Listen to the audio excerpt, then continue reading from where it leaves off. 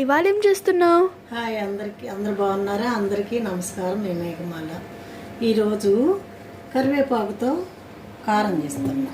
అందరం కూరల్లో వేసుకుంటారు కదా, ఆ కరివేపాకు తీసి పక్కన పడేస్తారు. దానివల్ల ఎంత ఉపయోగాలో తెలుసా? ఇదిగో ఆ కరివేపాకుతోటి కారం. దీనికి కావాల్సినవి ఏమేంటో: కరివేపాకు ఒక 150 గ్రాములు, ఎండుమిరపకాయలు ఒక 50 గ్రాములు, ఒక్క ఎల్లుల్లిపాయి, 1 స్పూన్ జీలకర్ర, రుచికి కొద్దిగా చింతపండు, ఎంత కొద్దిగా టేస్ట్, చాయ్ మినపగుళ్ళు, చిన్న కప్పు, చిన్న గ్లాసులో సగం అన్నమాట, పచ్చిపప్పు సగం. ఈ 2 పప్పులు వేసుకున్నాం.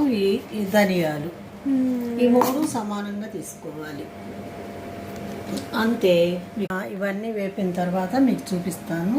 కారం వేసి అలా పచ్చిపప్పు, చాయ్ మినపప్పు వేసుకొని కొంచెం వేగాలి. వేగిన తర్వాత ధనియాలు కూడా ఇందులోనే వేసేసుకోవాలి. ఇది వేగిన తర్వాత ధనియాలు వేసుకున్నాం. ధనియాలు కూడా కొంచెం వేగితే చాలు.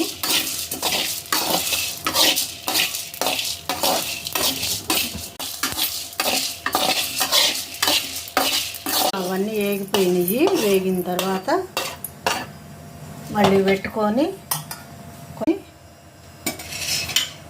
ఎండుమిరపకాయలు వేసుకున్నాము.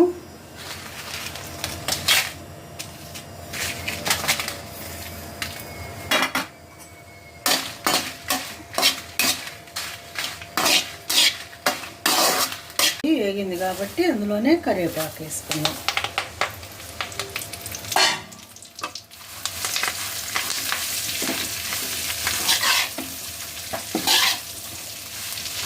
జీలకర్ర, వెల్లుల్లిపాయలు కూడా వేసేసుకున్నాం. చింతపండు తర్వాత వేసుకున్నాం.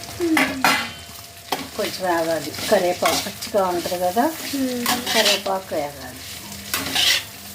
కలబెడి కరివేపాకు కారం అయిపోయిందమ్మా. ఇదిగో రెడీ అయిపోయింది. మీకు అన్నీ చూపించాను కదా, అన్నీ అలా వేసుకోండి. మీరు తినే కారాన్ని బట్టి కొద్దిగా ఎక్కువ వేసుకోవచ్చు, తక్కువ వేసుకోవచ్చు. అన్నబాబు ఒంటికి మంచిది, షుగర్కి. ఇది చేసుకొని మీ మేకమాల.